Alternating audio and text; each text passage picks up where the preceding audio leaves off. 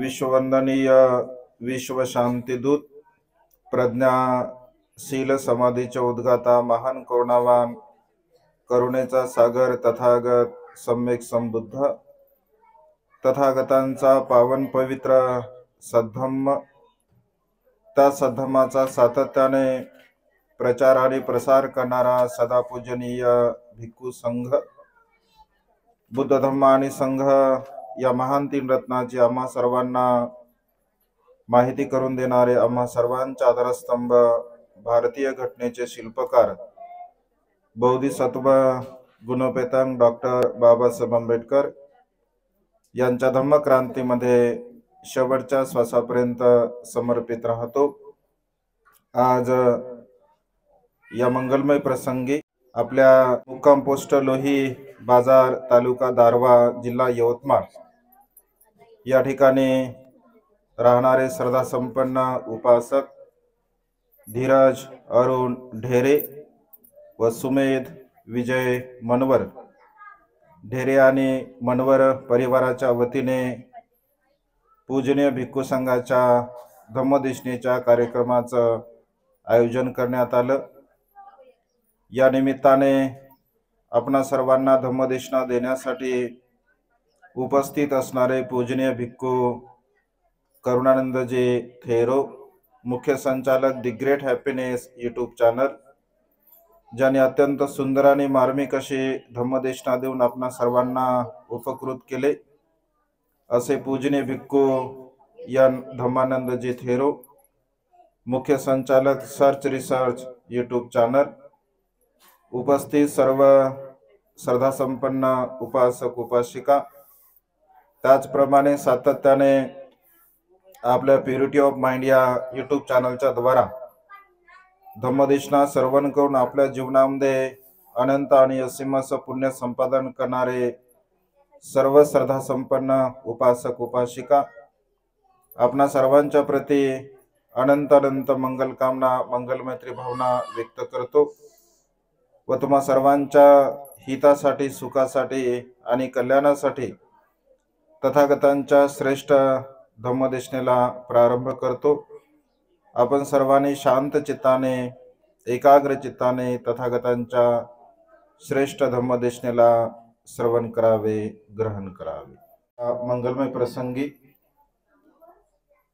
ढेरे परिवार आणि मनवर परिवार यांच्या संयुक्त प्रयत्नाने बाळाच्या नामकरण सुद्धा भिक्खू संघाच्या हस्ते संपन्न झालं। एक धम्मदेशना आपण श्रवण केली, भिक्खू संघाचं भोजनदान झालं। अत्यंत श्रद्धेने भिक्खू संघाचं स्वागत सुद्धा आपण केलं। वेगवेगळ्या भागामधून आपण भिक्खू संघाच्या धम्मदेशना श्रवण करण्यासाठी या ठिकाणी उपस्थित आहात।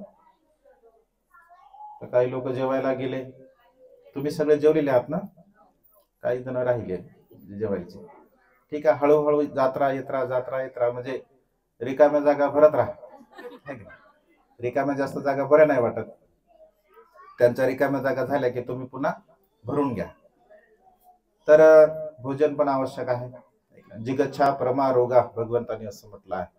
भूक नावाचा रोग आहे आणि अन्न त्यावरती औषध आहे, त्यामुळे भोजन सुद्धा आपण ग्रहण केलंच पाहिजे। परंतु कालेन धम्म सवनम भगवंतांनी असं म्हटलं आहे, काळ वेळ बघून आपण धम्मदेशना सुद्धा श्रवण केली पाहिजे। कारण देशना श्रवण करण्यासाठी आणि देशना देण्यासाठी सुद्धा खूप परिश्रम करावे लागतात, खूप मेहनत करावी लागते। परिश्रम असतील, मेहनत असेल तर धम्मदेशना श्रवण करायला सुद्धा मिळतात आणि धम्मदेशना देण्यासाठी सुद्धा मिळत असतात। एवढा मोठा प्रवास करून भिक्खू संघ आला इथे। आता 2-3 तास तुमच्या समोर आम्ही बसलो, पुन्हा आता इथून आम्ही प्रवास करून नागपूरला जाणार आहे। म्हणजे तुम्हाला देशना देण्यासाठी एवढा परिश्रम, एवढा खटाटोप आम्हाला करावा लागला। परिवाराला सुद्धा एवढे परिश्रम, एवढी मेहनत करावी लागली। तुम्हा सर्वांना भोजनदान, भिक्खू संघाचं भोजनदान, दान पुण्य आदी हे संपूर्ण कुशल कर्म पुण्यकर्म आज परिवाराच्या वतीने डेरे परिवाराने मनवर परिवार या ठिकाणी संपन्न करत आहे। स्वतः तर कुशल कर्म करावंच आपण, स्वतः पुण्यकर्म केलंच पाहिजे, स्वतः कुशल कर्म केलंच पाहिजे, परंतु आपल्यामुळे इतरांना सुद्धा एक कुशल कर्म पुण्यकर्म करण्याची संधी निर्माण करून देणं हे सुद्धा एक महान आणि असीम असं कुशल कर्म पुण्यकर्म आहे। आणि त्यामुळे ढेरे परिवार आणि मनवर परिवाराच्या म्हणजे पुण्य बलाने हे पुण्य तुम्हाला संपादन करण्याची एक सुवर्ण संधी उपलब्ध झालेली आहे। तर परिवारासाठी आपण सर्वांनी एकदा साधुवाद द्यायचा आहे, कारण कोणीतरी निमित्त असावं कुशल कर्म करण्यासाठी, पुण्यकर्म करण्यासाठी परिवाराने हे निमित्त साधलं। भगवंताचा धम्म आपल्या स्वतःचं हित, स्वतःचं कल्याण करण्यासाठी आहे। वेगवेगळ्या प्रसंगाला अनुसरून बघा भगवंतांनी उपदेश दिले। मानवी मन आणि मानवी मनाला संस्कारित करण्यासाठी भगवंताचे उपदेश आहे। आतमध्ये जरा शांतता राहा, सर्वांनी शांत राहा, बोलू नका, बाहेर तुमचा आवाज येईल असं बोलू नका। धम्मदेशना श्रवण करत असताना प्रसन्न चित्ताने, आनंदी चित्ताने, एकाग्र चित्ताने आपण देशना श्रवण केली पाहिजे। एकाग्र चित्ताने देशना का श्रवण करावे? कारण अर्धवट ज्ञान हे काय असते? धोकादायक असते। अर्धवट ज्ञान हे आपल्या हिताचं नसते, आपल्या सुखाचं नसते। आणि मग पुन्हा नेमकं अर्धच आपण ऐकतो आणि अर्धच ऐकून जर लक्षामध्ये ठेवलं तर जसं त्यापासून होणारा जो लाभ आहे तो होणारा लाभ आपल्या जीवनामध्ये आपल्याला प्राप्त होत नाही। आणि त्यामुळे ज्ञान हे परिपूर्ण श्रवण केलं पाहिजे। त्यामुळे देशना श्रवण करत असताना एकाग्र चित्ताने, तसं ही तर दुपारची वेळ आहे बघा, आता 2:30 वाजले, एक ना दुपारची वेळ आहे, म्हणजे तुमची दुपारची वेळ आहे, एक ना तुमची दुपारची वेळ आहे, आरामाची वेळ आहे, वामकुशी घेण्याची वेळ आहे, थोडं जेवण केलं का, काम झाले का, थोडस जरा आराम करण्याची वेळ आहे। आणि आज मात्र तुम्ही देशना श्रवण करत आहात। रोजची आपली रुटीन राहतेच, कधी कधी रुटीन मधून थोडस वेगळं काहीतरी आपण करायला जातो तर थोडाफार त्रास होत राहतो। पण सतर्क म्हणजे प्रमाद रहित जर आपण आपल्या चित्ताला, आळसाला थोडस बाजूला सारा आणि एकाग्र चित्त धारण करून देशनेला आपण श्रवण करा। जास्त स्वरूपामध्ये माता भगिनी इथे आहेत, महिला मंडळ जास्त आहे, तर एक महिलांसाठी उपदेश आज या मंगलमय प्रसंगी देण्याचा प्रयत्न करतो। वेगवेगळ्या विषयावरती आपल्या प्युरिटी ऑफ माइंड या चॅनल वरती देशना आहे, म्हणजे अनेक विषय आहेत, वेगवेगळ्या विषयावरती आपण देशना देत असतो। भगवंताचे जे काही तत्व असतील त्या तत्व सिद्धांताला अनुसरून तर आज एक छोटासा उपदेश तुम्हाला देण्याचा प्रयत्न करतो, विशेष रूपाने माता भगिनींसाठी। परंतु असं नाही आहे किंवा महिलांसाठी भगवंताने उपदेश दिला म्हणजे पुरुषांना तो लागू पडत नाही, असं बिलकुल नाही। या संसारामध्ये जीवन जगणाऱ्या प्रत्येक मनुष्य सत्वाला भगवंताचा उपदेश हा लागू पडत असतो। मग तो भिक्षू असो, भिक्षुणी असो, उपासक असो किंवा उपासिका असो, या चारही परिषदांना भगवंताचा उपदेश समान रूपाने, सारख्याच रूपाने, सारख्याच सर्व काळामध्ये समान लागू पडत असतो। आणि त्यामुळे भगवंताचा उपदेश आपल्या हितासाठी, आपल्या सुखासाठी आणि आपल्या कल्याणासाठी असतो। त्यामुळे भगवंताच्या उपदेशाला धारण करून आपण जीवन जगण्याचा प्रयत्न केला पाहिजे। एक वेळचा प्रसंग, भगवंत श्रावस्ती नगरीमध्ये वास्तव्य करत होते। अनाथ पिंडकाने भगवंताला श्रावस्तीमध्ये जेतवन विहार निर्माण करून दिलं होतं। ज्या जेतवन विहारामध्ये भगवंताने 25 म्हणजे 19 वर्षावास भगवंताने श्रावस्तीच्या जेतवन विहारामध्ये केले आणि 6 वर्षावास भगवंताने माता विशाखाने निर्माण केलेल्या कोणत्या पूर्वाराम विहारामध्ये केले। म्हणजे असे एकूण 25 वर्षावास बघा भगवंताने श्रावस्ती या शहरामध्ये केले। आणि त्यामुळे बहुतांश उपदेश भगवंताचे श्रावस्तीमध्ये आहे। तर हा उपदेश सुद्धा श्रावस्तीमध्येच आहे. श्रावस्तीमध्ये राजा प्रसेनजित राजा होता, वास्तव्य करत होता. तर राजा प्रसेनजित यांची पत्नी काय नाव होतं? देवी मल्लिका, आहे की नाही? राजा प्रसेनजित यांच्या पत्नीचं नाव मल्लिका आणि राजा बिंबिसाराच्या पत्नीचं नाव खेमा. हुशार आहात तुम्ही. पाठ झालं सगळं. प्रवचन ऐकू ऐकू सर्व पाठ झालं नाही का? चांगलं, गुड, छान. तर मल्लिका राणी भगवंताकडे एक वेळच्या प्रसंगी जाते आणि भगवंताला प्रश्न विचारते. कारण अनेक लोक म्हणजे मनामध्ये एखादी शंका कुशंका आपल्या मनामध्ये निर्माण झाली असेल तर ती लगेच आपण विचारली पाहिजे. ऐक ना, शंका कुशंका जर आपल्या मनामध्ये निर्माण झाली तर लगेच आपण विचारली पाहिजे. कारण 3 रत्नांच्या प्रती आपल्या मनामध्ये कधी शंका कुशंका असू नये. जर शंका कुशंका जर आपल्या मनामध्ये असेल तर आपण धम्म तत्वज्ञान ग्रहण करू शकत नाही किंवा त्यानुसार जीवन सुद्धा जगू शकत नाही. त्यामुळे शंका निर्माण झाली की लगेच आपण विचारली पाहिजे. राजा प्रसेनजित सुद्धा भगवंताकडे जायचा. त्याला छोट्या छोट्या काही शंका कुशंका असायच्या, काही प्रश्न असायचे. ते प्रश्न तो भगवंताला विचारत असे आणि मल्लिका राणी सुद्धा तिला जेव्हा जेव्हा प्रश्न पडत असे तेव्हा तेव्हा ती भगवंताकडे जात असे आणि भगवंताला विचारत असे. तर या प्रसंगी सुद्धा ती भगवंताच्या समोर बसते, भगवंताला वंदन करते आणि भगवंताला वंदन करून म्हणते की भगवान, काय हेतू आहे, काय कारण आहे? 4 प्रकारचे भाग या देशण्यामध्ये आपण श्रवण करणार आहात. भगवान, काय हेतू आहे, काय कारण आहे, काय निमित्त आहे? या संसारामध्ये काही स्त्रिया अत्यंत सुंदर असतात. राणी मल्लिका भगवंताला विचारते बघा की काय कारण आहे, काय हेतू आहे की या संसारामध्ये काही स्त्रिया अत्यंत सुंदर असतात. भगवान, काय हेतू आहे, काय कारण आहे? काही स्त्रिया अत्यंत कुरूप असतात.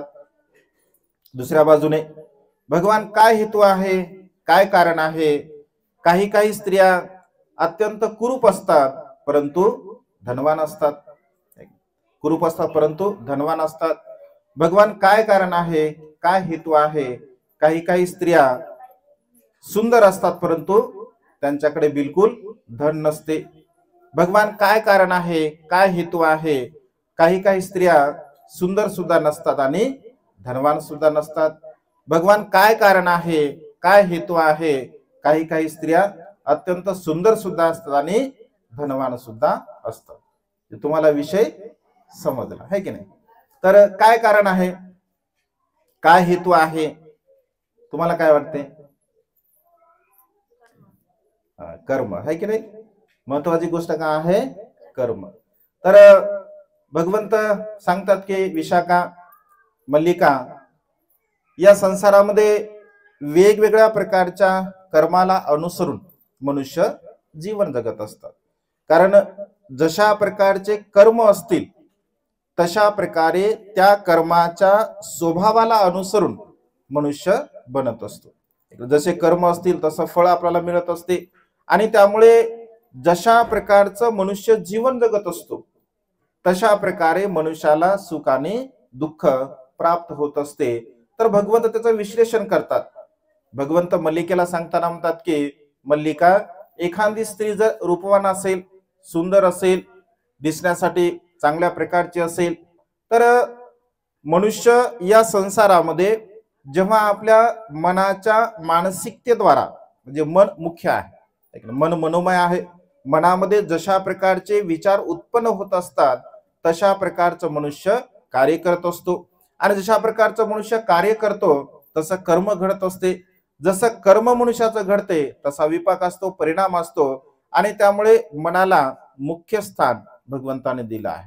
भगवंत असे म्हणतात की मनाच्या आधाराने या संसारामध्ये मनुष्य कर्म करत असतो. तर एखादी स्त्री अत्यंत सुंदर असेल, अत्यंत रूपवान असेल, इथे दोन्ही कर्म असतात बघा. कर्माचा जेव्हा जेव्हा आपण विचार करत असतो तर कर्माचा विचार करत असताना 2 प्रकारचे कर्म सातत्याने त्याचं चिंतन केलं पाहिजे. वर्तमान काळातले कर्म आणि पूर्व कर्म, ह्या दोन्ही गोष्टी अत्यंत महत्वपूर्ण असतात.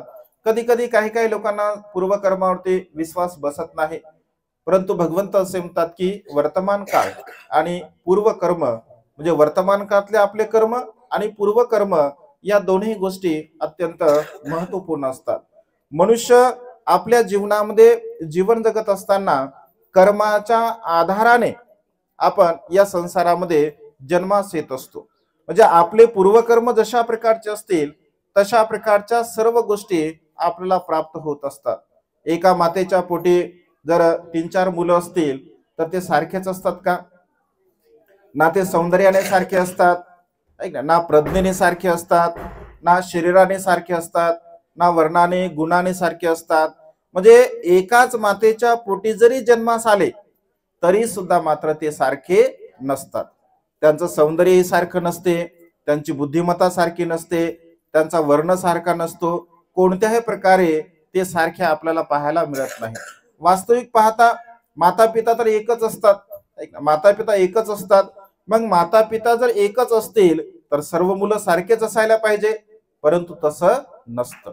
भगवंत असे म्हणतात की माता पिता जरी आपले एक असतील तरी आपण केलेल्या पूर्वकर्माचा जो परिणाम असतो त्या पूर्वकर्माच्या संस्काराला अनुसरून वर्तमान काळामध्ये ह्या सर्व प्रकारच्या गोष्टी आपल्याला प्राप्त होत असतात.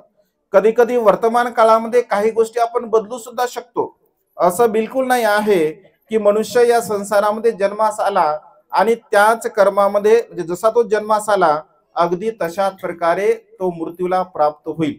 कारण बाबासाहेब असं म्हणतात की तुम्ही जर कर्मावरच जर विश्वास ठेवला आणि कर्माच्या आधाराने जर तुम्ही जीवन जगू लागले तर तुम्ही सुखाला कधी प्राप्त होऊ शकत नाही. आणि त्यामुळे तुम्ही कर्माच्या नावाने रडत बसण्यापेक्षा त्या कर्माला बदलवण्याची क्षमता तुमच्यामध्ये तुम्ही निर्माण केली पाहिजे. आणि तुम्ही जर ते कर्म बदलण्याची क्षमता जर निर्माण करत असाल तर साहजिकच आहे काही गोष्टीमध्ये तुम्ही त्या कर्माला बदलवू शकता. कोणत्या गोष्टीमध्ये? तर भौतिक ज्या काही गोष्टी असतात त्या भौतिक गोष्टीच्या द्वारा आपण कर्माला बदलवू शकतो. परंतु आध्यात्मिक दृष्टिकोनातून जे कर्म असतात ते कर्म कधीही बदलल्या जात नाही. वर्तमान काळामध्ये कर्म बदलू शकतात, वर्तमान काळामध्ये आपण आपली परिस्थिती बदलू शकतो, परंतु जे आध्यात्मिक रूपाने जो कर्म संस्कार आपल्याला प्राप्त झालेला असतो तो आध्यात्मिक रूपाने कर्म संस्कार आपल्याला बदलता येत नाही. आणि त्यामुळे मल्लिका भगवंताला जेव्हा विचारते की भगवान काही काही लोक म्हणजे स्त्री अथवा पुरुष असेल मग ते क्रोधी असतात, रागिष्ट असतात, द्वेषी असतात. राग करणारा मनुष्य, द्वेष करणारा मनुष्य आणि क्रोध करणारा मनुष्य या संसारामध्ये कधीही सुंदर होत नाही. एखाद्या मनुष्याला राग येऊ द्या बघा, एखाद्या मनुष्याला क्रोध येऊ द्या, एखाद्या मनुष्याला द्वेष येऊ द्या, त्या मनुष्याकडे बघा तुम्ही, एक नाही म्हणजे तो बाह्य संस्काराने जर किती सुंदर दिसत असेल आणि त्याला जर राग आला तर तो मनुष्य कसा दिसतो? म्हणजे रागाने युक्त असणारा मनुष्य, द्वेषाने युक्त असणारा मनुष्य, मोहाने युक्त असणारा मनुष्य कधी कधी बघा छोट्या छोट्या गोष्टींवर मनुष्याला राग येतो. अगदी एक एक म्हणजे एकदम क्षुल्लक गोष्ट असते आणि क्षुल्लक गोष्टीवरून मनुष्याला राग येतो, मनुष्य क्रोधी होतो, द्वेषी होतो. आणि अशा प्रकारे राग द्वेष करणारा मनुष्य या संसारामध्ये भगवंत असेल कधीही सुंदरतेला प्राप्त होऊ शकत नाही. कारण रागाने असणारा मनुष्य, द्वेषाने असणारा मनुष्य, मोहाने असणारा मनुष्य आणि हा जो राग आहे, हा जो द्वेष आहे, हा जो मोह आहे, हा राग द्वेष मोह म्हणजे सहज निघण्यासारखा नाही आहे. आपल्याला जरी असं वाटत असेल की सहज ही गोष्ट निघू शकते, परंतु सहज मात्र ही निघू शकत नाही. आणि रागाचा, द्वेषाचा, लोभाचा, मोहाचा सोंग सुद्धा करता येत नाही. म्हणजे थोड्या वेळापर्यंत आपण म्हणजे एखादा मनुष्याचा स्वभाव कसा असतो की रागिष्ट तर असतो परंतु तो मात्र दाखवत नाही किंवा मी रागिष्ट आहे म्हणून. पण जेव्हा प्रसंग येतो तेव्हा मात्र ते स्पष्टपणे होते आणि मग लोक असं अरे ही तर लय सोंगाडी दिसायली म्हणतात. अगोदर तर आम्हाला वाटलं की लय शांत होती. जसं बुद्धांतम ग्रंथात एक उदाहरण आहे बघा, एक विदिशा नावाची आहे की नाही, तुम्हाला माहित आहे कालीचं उदाहरण. म्हणजे हुशार आहात तुम्ही. कालीसारखं काम कार्यक्रम नसायला पाहिजे, नाही तर कालीसारखा जर कार्यक्रम असेल किंवा मी लय शांत आहे, मी लय शांत आहे, मी लय शांत आहे आणि प्रसंगपट आला समजून घ्या की मग आपला क्रोध आपण दाखवायचा. तर हा जो म्हणजे भगवंत असे म्हणतात की कधी कधी आपली परीक्षा घेतली जाते. या संसारामध्ये अनेक लोक परीक्षा घेणारे असतात आणि कुठल्या मार्गाने कधी आपली परीक्षा घेतली जाते हे मात्र सांगता येत नाही. त्या परीक्षेमध्ये जर आपण पास झालो तर आपण त्याच्यामध्ये परिपक्व आहो असा त्याचा अर्थ होतो. मी नेहमी सांगतो बघा, एक उदाहरण, आमचे मुळावचे मोठे बंधूजी आहेत, धम्मसेवक बंधूजी, तुम्ही सुद्धा ओळखत असाल बऱ्यापैकी लोक. तर दोन मित्र भंतेजीला भेटायला गेले आणि भेटायला गेल्यानंतर कधी कधी लोकांना असं वाटते, आम्हाला सुद्धा लोक विचारतात. तर दोन मित्र गेले आणि त्यामधील एक जो उपासक होता तर तो ध्यान साधना करत होता, शिबिर. आम्हाला लोक विचारतात, भंते तुमचे किती शिबिर झाले? मी म्हणत असतो एकही नाही झालं. म्हणजे ज्यांनी आम्हाला समजतं की कुठल्या दृष्टिकोनात त्याने विचारलं. म्हणजे एखाद्याने केवळ विचारायचं म्हणून काही विचारतात, किंवा काही लोक म्हणजे त्यांच्या मनामध्ये शंका कुशंका असेल तर ती नष्ट करण्यासाठी म्हणजे विचारतात. तर ते आम्हाला लगेच समजतं. मग त्याने अनेक शिबिरे केले होते, 10 दिवसात शिबिरे केले, दीर्घ शिबिरे केले, सतीपठाण शिबिरे केले. आणि साहजिक आहे कधी कधी मग लोक म्हणतात, भंतेजी आम्ही 4 शिबिरे केले, आम्ही 5 शिबिरे केले, आम्ही 10 शिबिरे केले, आम्ही सतीपठाण केलं, आम्ही दीर्घ शिबिरे केले, अशा प्रकारे लोक सांगत असतात. तर तो उपासक सुद्धा भंतेजींना सांगत होता, मोठ्या भंतेजींना. म्हणजे त्यांच्या सोबत असणारा जो त्याचा मित्र होता तो भंतेंना सांगत होता की भंतेजी यांचे खूप सारे शिबिर झाले, दीर्घ शिबिर झाले, सतीपठाण झालं. तर भंतेजी म्हणले हो का, छान आहे म्हटले, छान आहे म्हटले. तर त्याला त्याची अपेक्षा असेल काहीतरी चर्चा करावी, काहीतरी बोलावं. भंतेजी छान आहे असं बोलले, बाकी काही बोलले नाही. थोड्या वेळानंतर पुन्हा चर्चा झाली आणि पुन्हा चर्चा झाल्यानंतर पुन्हा त्यानं सांगितलं की भंतेजी हे साधक आहेत, विपश्यना शिबिरे घेतात, लोकांना शिकवतात, असं तसं सांगू लागले. तर भंतेजी पुन्हा असं म्हटले हो का, छान गोष्ट आहे, चांगलं आहे म्हटले. त्याला वाटलं की अरे काहीच बोलत झाले भंतेजी. पुन्हा थोड्या वेळानं पुन्हा तोच विषय काढला. भंतेजी म्हटले हो का, कोणी शिबिरे केले? यांनी का? या मूर्खाने केले का म्हणे शिबिर?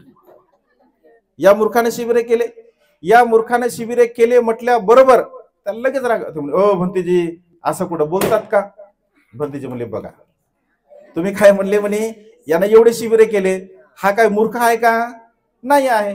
मग हा जर मूर्ख नाही आहे, मी जर याला मूर्ख म्हणतो आहे, याला राग कशाला यायला पाहिजे? आणि जर याने शिबिरे केले असतील तर याला राग येण्याचा काही विषय नाही आहे. कारण शिबिर कशासाठी केलं जाते? राग, द्वेष, लोभ, मोह, मीपणा, अहमपणा, गर्व, ईर्ष्या आदी विकारांना काढण्यासाठी शिबिर केलं जातं. म्हणजे मी एवढे शिबिर केले हे सांगण्यासाठी शिबिर केलं असते का? नाही आहे. पण आपल्याला स्वभाव कसा असतो, मी एवढं केलं, मी तेवढं केलं, मी असं केलं, मी तसं केलं.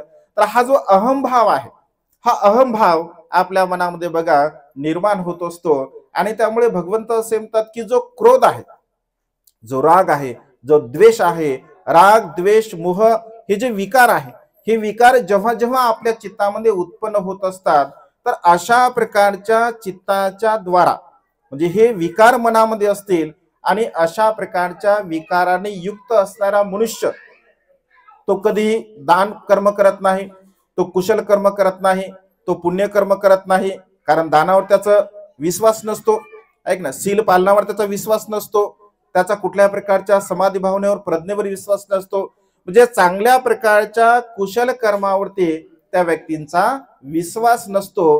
परिणामतः भगवंत असे म्हणतात की अशा प्रकारचा मनुष्य जेव्हा या संसारामधून मृत्यूला प्राप्त होत असतो आणि यदा कदाचित तो मनुष्य जर मनुष्यभूमीमध्ये म्हणजे स्त्री असो अथवा पुरुष असो जर जन्मास आला असेल तर तो मात्र दुर्वर्णी असतो, तो कुरूप असतो. त्याची जी सुंदरता असते त्याच्यामध्ये बिलकुल नसते. का नसते? कारण तो क्रोधाने, रागाने आणि द्वेषाने मृत्यूला प्राप्त झालेला असतो. आणि त्यामुळे भगवंत असे म्हणतात की संसारामध्ये जीवन जगत असताना आपण राग, द्वेष, लोभ कधीही कुणाचा करू नये. कारण आपण जर राग करत असेल, द्वेष करत असेल, लोभ करत असेल तर जेव्हा जेव्हा आपल्या चित्तामध्ये राग उत्पन्न होत असतो तेव्हा तेव्हा म्हणजे रागाला भगवंताने अग्नी असं म्हटलं आहे. राग अग्नी, द्वेष अग्नी आणि मोह अग्नी असं भगवंतांनी म्हटलं आहे. म्हणजे ज्याप्रमाणे अग्नीचा स्वभाव आहे, काय स्वभाव आहे? अग्नीचा स्वभाव स्वतः जळणे, अगोदर जळते ना, जे स्वतः जळणे आणि दुसऱ्यांना जाळणे. ज्याच्या चित्तामध्ये राग येतो तो स्वतः जळते आधी, है ना. म्हणजे रागाने रागाने द्वेषाने लोभाने आणि मग स्वतः जळाल्यानंतर मग त्याचा भडका दुसऱ्यावरती होत असतो. आणि कधी कधी मग बोलता बोलता असं म्हणतो, म्हणजे बोलणं झाल्यानंतर सुद्धा कधी कधी मनुष्य म्हणते माझी काही इच्छा नव्हती त्याला बोलायला, पण ते रागाला रागाच्या भारामध्ये बोलून गेलो म्हणते. आता ऐक ना, रागाच्या भारामध्ये मी बोलून गेले, मला काही समजलं नाही. म्हणजे रागाच्या द्वारा मनुष्य बघा, जिथे जे काही बोलायचं नाही तिथे सुद्धा तो मनुष्य बोलत असतो. आणि त्यामुळे राग द्वेष लोभ आपण पूर्णपणे नष्ट करण्याचा प्रयत्न केला पाहिजे. दुसऱ्या बाजूने भगवंत असे म्हणतात की एखादा मनुष्य जर समजून घ्या, कारण 4 भाग सांगले ना भगवंताने. म्हणजे एखादा मनुष्य सुंदर असतो, म्हणजे एखादी स्त्री सुंदर असते, म्हणजे एखादी स्त्री कुरूप असते. पहिल्या भागामध्ये काय म्हटलं आहे? एखादी स्त्री कुरूप असते परंतु ती धनवान असते. धनवान असते, तिच्याकडे विपुल धनसंपदा असते. मग तिच्याकडे विपुल धनसंपदा असते, तिच्याकडे अपतेष्ट असतात, नातेवाईक असतात, नोकर चाकर असतात, विशाल संपत्ती तिच्याकडे असते, परंतु सौंदर्य मात्र कुठल्याही प्रकारचं नसते. मग तिला विपुल धनसंपदा का प्राप्त होते? कोणत्या गोष्टीमुळे प्राप्त होते? तर भगवंत असे म्हणतात, जर तुम्ही दान कर्म केलं असेल, दान कर्म महत्वपूर्ण आहे. तुम्ही दान कर्म केलं असेल, तुम्ही शील पालन केलं असेल, मग दानामध्ये कुठल्याही प्रकारचं दान असेल, तुम्ही भोजन दान दिलं असेल, तुम्ही वस्त्रदान दिलं असेल, तुम्ही औषधी दान दिलं असेल, म्हणजे संसारामध्ये जे जे काही देण्यासारखं आहे विशेष रूपाने संघासाठी, म्हणजे हा जो कर्म सिद्धांत भगवंताने सांगितला हा भिक्खू संघाच्या संदर्भामधील दानासाठी सांगितला. जसं बंतीने तुम्हाला सांगितलं संघ वंदनेमध्ये, कारण आहू नयो पाहू नयो दक्षिणयो आपण वंदनेमध्ये म्हणतो. म्हणजे भिक्खू संघाला जर आपण भोजन दान दिलं असेल, वस्त्रदान दिलं असेल, औषधी दान दिलं असेल, म्हणजे जे जे काही देण्यासारखं असेल, म्हणजे आपण एखादा मनुष्य रागी असतो, क्रोधी असतो, द्वेषी असतो, परंतु तो दान पुण्य करत असतो, तो शील पालन करत असतो. तर भगवंत असे म्हणतात की त्याने जे दान कर्म केलं, कुशल कर्म केलं, पुण्य कर्म केलं, त्या पुण्यकर्माचा परिणाम, त्या कुशल कर्माचा विपाक त्याला ह्या सर्व प्रकारच्या गोष्टी प्राप्त झालेला आहे. कारण तुम्ही जे पेरसाल ते उगवते, ऐक ना. जमिनीमध्ये आपण जे पेरू ते आपल्याला उगवणार आहे. जर तुम्ही जशा प्रकारचं दान कर्म केलं, तुम्ही शील पालन केलं, तर त्याचा लाभ तुमच्या जीवनामध्ये तुम्हाला प्राप्त होत असतो. तर भगवंत असे म्हणतात की मल्लिके, म्हणजे रागाने द्वेषाने आणि लोभाने युक्त असणारा मनुष्य किंवा स्त्री जर असेल, परंतु ते जर दान पुण्य करत असेल, कुशल कर्म करत असेल, पुण्य कर्म करत असेल, तर एखाद्या या जन्मामध्ये ते कर्म केलं तर पुढच्या जन्मामध्ये मात्र त्याला कुठल्याही प्रकारचा सौंदर्याचा लाभ होत नाही. का होत नाही? कारण त्याने राग केला आहे, तिने द्वेष केला आहे, तिने मोह केला आहे. परंतु दान पुण्य केल्यामुळे जी भौतिक धनसंपदा आहे, कारण या 2 गोष्टी अत्यंत महत्वपूर्ण आहे. म्हणजे सौंदर्याची संपत्ती आणि भौतिक संपत्ती ह्या दोन्ही गोष्टी अत्यंत महत्वपूर्ण आहे. तर पहिल्या भागामध्ये जो मनुष्य राग करतो, द्वेष करतो, लोभ करतो, जी स्त्री राग करते, द्वेष करते, लोभ करते, तर तिला कुठल्याही प्रकारे सौंदर्याचा लाभ होत नाही, परंतु दान पुण्य कुशल कर्म केल्यामुळे तिला भौतिक धनसंपदेचा लाभ होत असतो. दुसऱ्या बाजूने दुसऱ्या कर्मामध्ये भगवंत असे म्हणतात की एखादी स्त्री राग करत नाही, द्वेष करत नाही, लोभ करत नाही, म्हणजे अत्यंत मैत्रीयुक्त तिचं चित्त असते, शांत प्रिय असते, मधुर वाणीची असते. तर अशा प्रकारची स्त्री जीवन जगत असताना खूप चांगल्या प्रकारचं जीवन जगते, परंतु ती दान पुण्य मात्र करत नाही, कुठल्याही प्रकारचं दान पुण्य करत नाही. आणि समजून घ्या, जर कोणी दान पुण्य करत असेल, जर कोणी दान पुण्य करत असेल, तर तिथे त्यांना दान पुण्य ही करू देत नाही. कारण अनेक लोक आपण बघतो बघा, दान पुण्य जर कोणी करत असेल तर दानामध्ये अडथळा निर्माण करणारे लोक सुद्धा असतात. आणि कशाला दिलं पाहिजे, काय दिलं, काय फायदा होणार आहे, काय लाभ होणार आहे, असंही बघा लोक म्हणणारे असतात. म्हणजे स्वतः तर कुशल कर्म करायचं नाही, स्वतः पुण्य कर्म करायचं नाही, परंतु दुसरं कोणी दान पुण्य करत असेल, कुशल कर्म करत असेल, तर त्या दानाची अवहेलना केली जाते. त्या दानाला म्हणजे त्या दानाची अवहेलना करतात. कशाला केलं पाहिजे, अडथळा सुद्धा निर्माण करत असतात. जसं मी नेहमी सांगत असतो, दिठ्ठ धम्म वेदने कम दान जेव्हा मल्लिका राणीने राजा परीक्षिताने केलं, तर त्याच्यामध्ये 2 सेनापती असतात. कारण राजाने त्या दानामध्ये म्हणजे अदृश्य दान ज्याला म्हटलं आहे बौद्ध साहित्यामध्ये, त्या अदृश्य दानामध्ये राजाने 9 करोड रुपये भिक्खू संघासाठी खर्च केले होते. एवढं मोठं विशाल दान पुण्य त्याने केलं. तर त्यापैकी एक सेनापती असं म्हणतो की राजा किती धनवान आहे, राजा किती पुण्यवान आहे. कारण राजा पुण्यवान असल्यामुळे, राजा धनवान असल्यामुळे, राजाच्या मनामध्ये श्रद्धा असल्यामुळे एवढं मोठं दान पुण्य राजा करू शकला असता. कारण एवढं दान पुण्य फक्त राजाच करू शकतो. जर एवढं दान पुण्य राजाने केलं असेल तर किती महान पुण्याची संधी राजाने आपल्या जीवनामध्ये निर्माण केली. किती राजा चांगला आहे, राजा किती भला माणूस आहे की त्याने स्वतः तर ते कर्म केलंच केलं, परंतु त्या कर्मामध्ये आम्हाला सुद्धा सहभागी करून घेतलं, आम्हाला भगवंताची देशना ऐकायला मिळाली. अशा प्रकारचा एक सेनापती विचार करत असतो. दुसरा सेनापती असा विचार करतो, राजा किती मूर्ख आहे. म्हणजे बघा, म्हणजे दान देत असताना एक चांगला विचार करतो, एक असा विचार करतो की राजा किती मूर्ख आहे. 9 करोड रुपये भिक्खू संघाला याने खर्च केले, एवढं मोठं दान पुण्य केलं. कशाला एवढं दान पुण्य करायला पाहिजे, कशाला एवढं दान द्यायला पाहिजे. आता हे दान पुण्य घेऊन भंतेजी काय करणार आहेत, विहारामध्ये जातील, मस्त झोपी जातील. म्हणजे काय, याचा काय लाभ होणार आहे. म्हणजे अशा प्रकारचा अकुशल विचार तो मनामध्ये निर्माण करत असतो. जेव्हा राजा त्याला म्हणतो की भल्या माणसा, मी तुला काही विचारलं होतं का की मला हे दान पुण्य करायचं आहे, थोडंफार तू मला देतो का. असं काही मी तुला विचारलं नाही आहे. माझ्या स्वतःच्या परिवाराची जी धनसंपदा आहे ती धनसंपदेने मी ते दान पुण्य केलेलं आहे. म्हणजे मनुष्य आपल्या श्रद्धेने बघा दान पुण्य करत असतो, शील पालन करत असतो, पुण्यकर्म करत असतो. तर कधी कधी मनुष्य त्या दानामध्ये सहभागी होत नाहीत, त्या दानाची अवहेलना करतात, त्या दानाचा तिरस्कार करत असतात. आणि जो मनुष्य दानाची अवहेलना करतो, दानाचा तिरस्कार करत असतो, तर त्या मनुष्याला त्याच्या जीवनामध्ये त्या संपत्तीचा कधीही लाभ होत नाही. दुसऱ्या प्रकारामध्ये, कारण तो जरी ती स्त्री जरी शांत असेल, शांत स्वभावाची असेल, मैत्रीवान असेल, तर तिला अत्यंत सौंदर्याचा लाभ होत असतो. ती अत्यंत सुंदर होते, अत्यंत रूपवान असते, परंतु तिला मात्र कुठल्याही प्रकारच्या धनाचा लाभ होत नाही.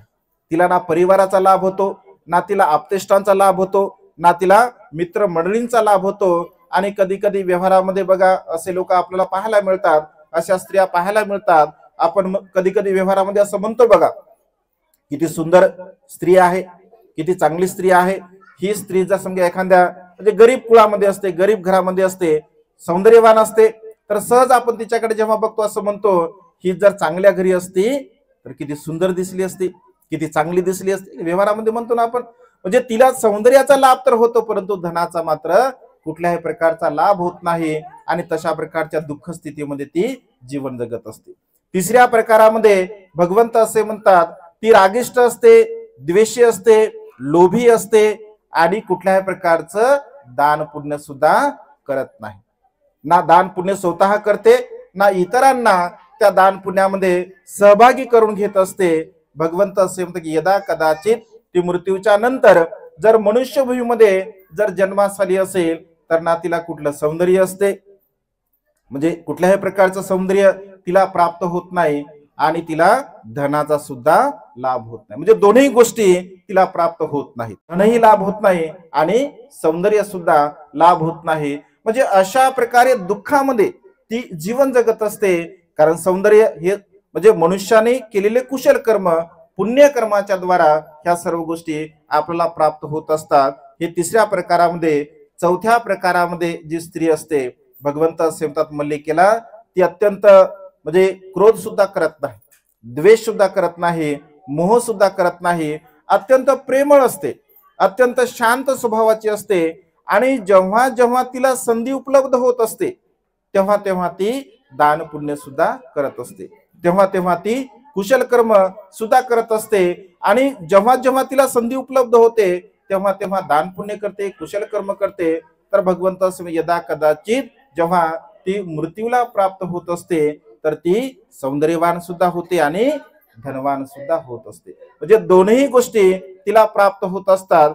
कारण या संसारामध्ये जशा प्रकारचे कर्म मनुष्य करत असतो तशा प्रकारे त्या कर्माचा विपाक, त्या कर्माचा परिणाम मनुष्याला प्राप्त होत असतो. म्हणजे सौंदर्य आणि धनसंपदा ह्या दोन्ही गोष्टी प्राप्त होण्यासाठी आपल्याकडे तशा प्रकारचं कुशल कर्म, तशा प्रकारचं पुण्यकर्म असणं अत्यंत गरजेचं आहे. माता विशाखेच्या संदर्भामध्ये आपण बघतो बघा, माता विशाखा अत्यंत सुंदर होती.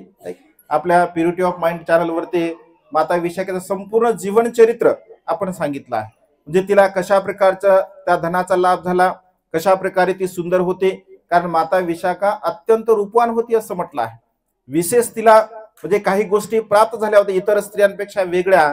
कारण मनुष्य जेव्हा जेव्हा कुशल कर्म करतो, पुण्य कर्म करतो, माता विशाखाला 20 मुलं होते. किती? 20 मुलं, 10 मुलं आणि 10 मुली, म्हणजे 20 मुलाची माता विशाखा जेव्हा विहारामध्ये जात असे तर 16 वर्षाच्या तरुणीसारखं माता विशाखेचं सौंदर्य होतं. 120 वर्षाची माता विशाखा 16 वर्षाच्या तरुणीसारखं माता विशाखेचं सौंदर्य होतं. एवढं धन, एवढं सौंदर्य कशामुळे प्राप्त झालं?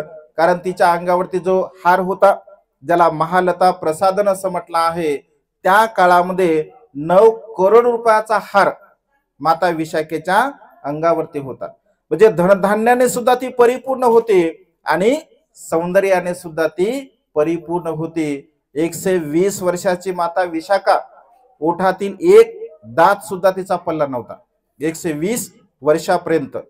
डोक्याचे केस 120 वर्षापर्यंत माता विशाखेचा एक पांढरा झाला नव्हता. एक केस सुद्धा विशाखेचा पांढरा झाला नव्हता.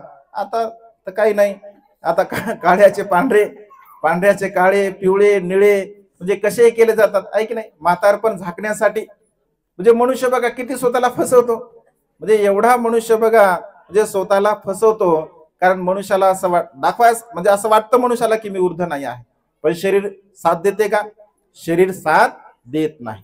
सौंदर्य हे नॅचरल असलं पाहिजे. नॅचरल ब्युटी ज्याला असं म्हटलं आहे. भगवंत असे म्हणतात की नॅचरल, आपण जर कुशल कर्म केलं, पुण्य कर्म केलं, हे तुमचं म्हणजे जे आता लोक करतात आहे की नाही, ब्युटी, ती ब्युटी नाही आहे की नाही. पार्लरची ब्युटी नाही आहे. पार्लरची ब्युटी थोड्या वेळापुरती राहते आणि थोडा वेळ झाला समजून घ्या.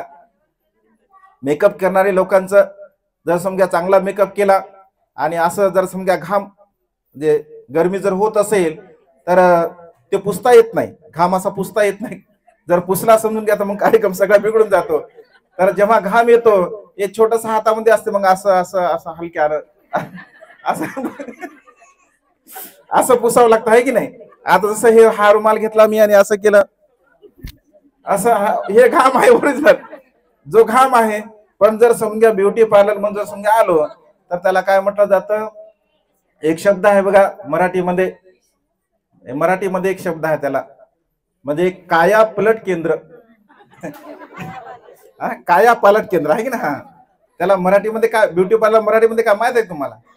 काया पालट केंद्र. म्हणजे ही जी काया आहे याला पालटवण्याचं जर केंद्र कोणतं असेल तर ते म्हणजे ब्युटी पार्लर आहे. तर हे सौंदर्य नाही आहे, एक नॅचरल सौंदर्य. कशामुळे? तर शील पालन केल्यामुळे. माता विशाखा एवढी सुंदर का होती? वयाच्या 7व्या वर्षापासून ते 120 वर्षापर्यंत बघा माता विशाखा उपोषण शीलाचं पालन करत असे. 4 उपोषण, पौर्णिमेचं उपोषण, अमावस्येचं उपोषण आणि अष्टमीचं उपोषण अगदी काटेकोरपणे. म्हणजे बघा 7व्या वर्षापासून, कारण जेव्हा ती पहिल्यांदा भेटते तर श्रोतापन्न होत असते, अगदी तेव्हापासून ते शेवटच्या क्षणापर्यंत माता विशाखा उपोषशीलाचं आचरण करत असते. म्हणजे उपोषशील सहजासहजी नाही आहे. मनुष्याला 4 गोष्टी उपोषशील पालन केल्यामुळे प्राप्त होतात. मनुष्याला आयुष्य प्राप्त होत असते, मनुष्याला वर्ण प्राप्त होते, मनुष्याला सुख प्राप्त होते आणि मनुष्याला बल प्राप्त होते. म्हणजे उपोषशील पालन केल्यामुळे आयुष्य, वर्ण, सुख आणि बल ह्या 4 गोष्टी आपल्याला प्राप्त होत असतात. आणि त्यामुळे सातत्याने भिक्खू संघ सांगतो आपल्याला की आपण उपोषशीलाचं पालन केलं पाहिजे. सील तर तुम्ही पंचशील तर धारण करतात, परंतु सातत्याने आणि काटेकोरपणे. उपवासात सील म्हटलं तर लोक विचारतात आम्हाला नेहमी प्रश्न, म्हणजे पहिलं सील कसं पालन करावं याबद्दल विचारणार नाही, दुसरं सील तिसरं सील बिलकुल विचार नाहीत, एक सील मात्र नेहमी विचारतात. कितीही वेळा सांगा प्रवचनामध्ये, कोणतं? संध्याकाळी भंतेजी काय खाल्लं तर चालते का? म्हणजे या सीलाबद्दल मात्र 100% विचारणार म्हणजे विचारणार. भंतेजी नेहमी सांगतात, तरी सुद्धा भंते थोडस खाल्लं चालतेच का? एखादी गोळी घ्यावं लागते. बाकीचे जे 7 सील आहे ते सुद्धा महत्वपूर्ण आहे. आपला सगळा कार्यक्रम भोजनावरच असते, म्हणजे 12च्या आत खाल्लंच पाहिजे आणि संध्याकाळी खायला जमते का नाही जमते. तर सील हे आहे खाण्यावर नाही आहे. खाण्याचा आणि सीलाचा संबंध आहेच आहे. कारण 12च्या आतमध्ये भगवंत म्हणतात की भोजन केलं पाहिजे. का केलं पाहिजे? कारण आपल्यामध्ये प्रमाद उत्पन्न होणे, आपल्यामध्ये आळस उत्पन्न होणे. कारण आळस जर उत्पन्न झाला, प्रमाद जर उत्पन्न झाला तर बाकीचं सील आपण आचरण करू शकणार नाही. आणि त्यामुळे बाकीचे 7 सील आहे त्याला अत्यंत महत्वपूर्ण आपण पालन केलं पाहिजे. भोजनाचं सुद्धा सील आहे, म्हणजे ज्यांना आवश्यकच आहे, ज्यांना वाटतेच की खाल्लंच पाहिजे, किंवा कोणी आजारी असतं, कोणाला गोळ्या घ्यायच्या असतात, कोणाला डायबिटीज असते, शुगर असते, तर थोडंफार काही खाल्लं तर काही फरक पडत नाही. बाकीचे 7 सील आहेत ना, 7 सीलाचं आपण काटेकोरपणे पालन केलं पाहिजे. आणि जर समजा नाहीच खाल्लं तर मला तरी असं वाटत नाही की काही कोणाला होईल म्हणून, ऐक ना, म्हणजे खाल्लंच नाही समजा तर काहीच होत नाही. कारण तशी जर एकदा आपल्या शरीराला जर आपण सवय लावून घेतली तर, कारण मानसिक असते बघा, म्हणजे कोणत्याही प्रकारची गोष्ट जर आपल्याला करायची असेल तर मानसिकता आपली खूप महत्वपूर्ण आहे. तुम्ही जर स्ट्रॉंगली तुमच्या मनाला असं ठरवून ठेवलं की मला भोजन करायचं नाही, म्हणजे करायचं नाही संध्याकाळी, तर बिलकुल काहीच होत नाही. कारण जे भोजनाची जेवढी आपली वेळ असते बघा, फक्त तेवढ्या वेळापुरत्याच वेदना, म्हणजे भुकेच्या वेदना आपल्याला निर्माण होतात. ती वेळ निघून गेली का पुन्हा त्याची आपल्याला आठवण सुद्धा येत नाही. जसं की आम्ही म्हणजे 11 ते 12च्या आतमध्ये समजा भोजन ग्रहण करतो, त्या वेळेमध्ये आम्हाला बरोबर म्हणजे असं जाणवतं की आता आपण काहीतरी भोजन ग्रहण केलं पाहिजे. पण 12, 12:30, 1 जर वाजला असेल तर त्याच्यानंतर असं वाटत नाही की आता म्हणजे जेवण केलं पाहिजे किंवा नाही केलं पाहिजे. कारण तो जो वेळ असतो तो वेळ पूर्णपणे निघून गेला असतो. आणि त्यामुळे सील पालन बघा काटेकोरपणे केलं पाहिजे. कारण जो मनुष्य काटेकोरपणे सीलाचं पालन करत असतो तर त्याला त्याचा नक्की लाभ होतो. कारण भगवंताचा धम्म हा चिरं तिठंतु सद्धम्म आहे, म्हणजे सदा सर्व काळ समान रूपाने सारख्याच काळामध्ये भगवंताचा धम्म हा फळ देत असतो. जे श्रोतापन्न अवस्था, सकृतागामी, अनागामी आणि अनंत अवस्था, भगवंताच्या काळामध्ये सुद्धा असंख्य उपासक उपासिका ते लाभी होते. वर्तमान काळामध्ये सुद्धा असंख्य आहेत आणि भविष्य काळामध्ये सुद्धा असंख्य ते निर्माण होतील. कारण काटेकोरपणे जर आपण त्याचं पालन केलं तर बघा त्याचा लाभ आपल्या जीवनामध्ये आपल्याला प्राप्त होत असतो. आणि त्यामुळे आपलं कर्म हे अत्यंत महत्वपूर्ण आहे. मलिकेला सांगताना भगवंत असे म्हणतात, जर अशा प्रकारचं कर्म आपण केलं, म्हणजे आपला स्वभाव जो आहे, आपण रागाला नष्ट केलं, आपण द्वेषाला नष्ट केलं, मोहाला नष्ट केलं, मीपणा, अहमपणा, गर्व, ईर्ष्या या सर्व प्रकारच्या गोष्टीला जर आपण नष्ट केलं असेल, आपण दान पुण्य केलं असेल, आपण सील पालन केलं असेल, आपण सद्गुणाला जर धारण केलं असेल तर नक्कीच आपल्या जीवनामध्ये सर्व प्रकारच्या गोष्टींचा लाभ होत असतो. विशेष रूपाने स्त्रियांच्या संदर्भामध्ये उपदेश करत असताना भगवंत असे म्हणतात, एकदा भिक्षूने प्रश्न केला भगवंताला की भगवान, विशाखा एवढी सुंदर आहे, एवढी ती धनवान आहे, कारण धनवान होती विशाखा, तर भगवान विशाखेने असं कोणतं पुण्य केलं होतं, कोणतं कुशल कर्म केलं होतं की ज्या कर्माच्या बलाने विशाखेला, मल्लिका सुद्धा अत्यंत सुंदर होती, राजाची राणी, म्हणजे सुंदर होती, धनवान होती, कारण ती म्हणते की भगवान मी कुशल कर्म केल्यामुळे, मी पुण्यकर्म केल्यामुळे आज माझ्या हाताखाली हजारो नोकर चाकर आहेत, मी एवढी धनसंपन्न आहे, मी एका राजाची पत्नी आहे, एवढी सुंदर आहे, एवढी रूपवान आहे. भगवान मी जे कुशल कर्म केलं, पुण्यकर्म केलं, त्या पुण्यकर्माचा, त्या कुशल कर्माचा हा परिपाक आहे. विशाखेच्या संदर्भामध्ये भिक्षू विचारतात तर भगवंत असे म्हणतात की भिक्षूंनो, विशाखाने आपल्या एका जन्मामध्ये 20,000 भिक्षूंना 4 प्रत्ययाचे दान पुण्य केलं होतं. आणि त्या दानाच्या स्वरूपाने तिला 2 गोष्टी प्राप्त झाल्या. कारण एखादी स्त्री जर आपल्या जीवनामध्ये सम्यक श्रद्धेने जर भिक्खू संघाला 4 प्रत्यय जर दान करत असेल तर तिला इच्छिलेल्या म्हणजे तिला ज्या आवडणाऱ्या ज्या गोष्टी असतात त्या प्राप्त होत असतात. 4 प्रत्यय म्हणजे काय? भोजन प्रत्यय आहे, तुम्ही भोजन भिक्खू संघाला देत असता, ते भोजन प्रत्यय आहे. दुसरं औषधी प्रत्यय आहे, तर भिक्खू संघाला औषधी सुद्धा म्हणजे दान करत असता. जे काही चिवर प्रत्यय आहे, चिवर प्रत्यय सुद्धा तुम्ही भिक्षूला दान करत असता. आणि भिक्खूंच्या निवासासाठी किंवा विहारासाठी आपण जे दान पुण्य करत असतो ज्याला शयनासन प्रत्यय असं म्हटलं आहे. म्हणजे हे 4 प्रकारचे प्रत्यय जेव्हा आपण एका श्रद्धेने म्हणजे दान करत असतो तर त्यामुळे आपल्याला 2 गोष्टी म्हणजे स्त्रियांना 2 गोष्टी प्राप्त होत असतात. 4 प्रत्यय दान केल्यामुळे तिला आवडणाऱ्या. काय आवडते स्त्रियांना? काय आवडते? एक गोष्ट सौंदर्य, दुसरं बापा पैसे धन ऐक ना, 2 गोष्टी सगळ्यांना आवडणाऱ्या. संसारामध्ये जीवन जगणाऱ्या प्रत्येक मनुष्याला ह्या 2 गोष्टी आवडणाऱ्या असतात.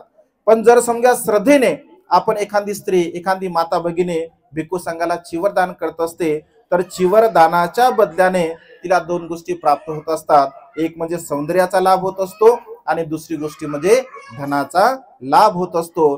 तेच 4 प्रत्ययाला अनुसरून जर एखादा सदग्रस्त उपासक जर दान पुण्य करत असेल तर त्याचं पुण्य वेगळं आहे. भगवंत असे म्हणतात की कुठल्या ना कुठल्या जन्मामध्ये तो काशाय वस्त्राचा अधिकारी बनत असतो, म्हणजे तो भिक्षू बनत असतो. बघा, कर्म एकच आहे परंतु कर्माचे विपाक मात्र भिन्न भिन्न आहे. कारण आपले संस्कार जसे असतील त्या संस्काराला अनुसरून आपल्याला ज्या आवडणाऱ्या गोष्टी प्राप्त असतात किंवा आवडणाऱ्या गोष्टी असतात त्या आपल्याला प्राप्त होत असतात. आणि त्यामुळे सातत्याने कर्माचा परिणाम आपण जाणला पाहिजे. कर्मावरती आपला विश्वास असला पाहिजे. कर्मावरती जर आपला विश्वास जर नसेल, काय होतं केल्याने असं जर आपण म्हणत असेल तर मात्र त्याचा काही परिणाम आपल्याला होत नाही. त्याचे दुष्परिणामच आपल्या जीवनामध्ये आपल्याला प्राप्त होत असतात. कर्म हे सदा सर्व काळ गतिशील असतात. पुन्हा पुन्हा रिटर्न ते कर्म आपल्याला येत असतात आणि त्यामुळे त्या कर्माला आपण समजून घेतलं पाहिजे, कर्माला जाणलं पाहिजे. मग कायचे कर्म असतील, वाचेचे कर्म असतील, मनाचे कर्म असतील, काया वाचा आणि मन या तिन्ही अवस्थेच्या द्वारा आपण अत्यंत परिशुद्धपणे कर्म करण्याचा प्रयत्न केला पाहिजे. कारण कर्म ही रिटर्न येतात. एक छोटस उदाहरण सांगतो आणि देशना संपन्न करतो की कर्म कसे रिटर्न येतात. बघा, एक व्यक्ती रस्त्याने जात असतो आणि रस्त्याने जात असताना जाता जाता त्याला आंब्याचा बगीचा दिसतो. मस्त आंब्याला चांगले चांगले आंबे दिसतात आणि सहज त्याच्या मनामध्ये असं वाटतं की आंबा आता आपण खाल्ला पाहिजे, कारण दिसायला आंबा चांगला आहे, पिकलेला आंबा आहे. आंबा बघितल्यानंतर कोणी बघितला आंबा बघितला डोळ्याने. आता डोळ्याने जर आंबा बघितला असेल तर आंब्यापर्यंत कोण गेलं? मन गेलं अगोदर, ऐक ना. पण चालत कोण गेलं? आंब्यापर्यंत चालत गेले पाय. आता आंबा तोडला कोणी? हाताने तोडला. हाताने तोडल्यानंतर खाल्ला कोणी? तोंडाने खाल्ला. गेला कुठं? पोटामध्ये. तेवढ्या क्षणामध्ये आंब्याचा मालक आला. मला विचारलं नाही, तो आंबा तोडला, त्याने मारलं. कुठं मारलं? पाठीवर मारलं. पाठीवर मारल्यानंतर वेदना झाल्या, अश्रू आले. कुठून आले? आंबा कोण पाहिला होता? पाहिला डोळ्याने ना, कारण कर्म डोळ्याचं होतं. ते महत्वाचं कर्म डोळ्याचं होतं ना. म्हणजे जो कर्म करेल त्याला ते भरावं लागत असते बघा. आणि त्यामुळे कर्माचं हे चक्र जे आहे असं फिरत राहत असते. आणि त्यामुळे कधीही आपण कर्म करत असताना विचारपूर्वक कर्म केले पाहिजे, ऐक ना. त्यामुळे अकुशल कर्म, वाईट कर्म, पाप कर्म आपण कधीही करू नये. काही नाही, आपण कधी प्राण्यांची हिंसा करू नये, चोरी करू नये, व्यभिचार करू नये, आपल्या वाडीने कधी आपण खोटं बोलू नये, निंदानालस्ती करू नये, चहाडी चुगली करू नये, व्यर्थ बडबड करू नये, आपल्या मनाने कधी आपण राग, द्वेष, लोभ, मोह करू नये. म्हणजे सातत्याने आपल्या मनाला सन्मार्गावरती लावण्याचा आपण प्रयत्न केला पाहिजे. मैत्रीयुक्त जीवन जगण्याचा आपण प्रयत्न केला पाहिजे. शीलाचं पालन करून, दान पुण्य करून, समाधी भावना करून या मानवी जीवनाला दुःखमुक्तीच्या मार्गाकडे आपण घेऊन जाण्याचा प्रयत्न करावा. आज या मंगलमय प्रसंगी डेरे परिवाराने आणि मनवर परिवाराने जे जे कुशल कर्म, पुण्यकर्म केलं, या संपूर्ण कुशल कर्माच्या बलाने डेरे परिवारांना, मनवर परिवारांना व तुम्हा सर्वांना सुद्धा तुमच्या जीवनामध्ये सुख, समाधान, आयुष्य, वर्ण आणि बल प्राप्त हो. तुम्हा सर्वांच्या इच्छा आणि आकांक्षा ढगातून मुक्त झालेला शीतल चंद्रमा प्रमाणे पूर्णत्वात जाऊ, अशा प्रकारची मंगलमय आणि उदात्त कामना या ठिकाणी व्यक्त करून ही छोटीशी धम्मदेशना संपन्न करतो. सर्वांचं मंगल हो, सर्वांचं कल्याण हो, सर्वांना दीर्घायुष्य लाभो.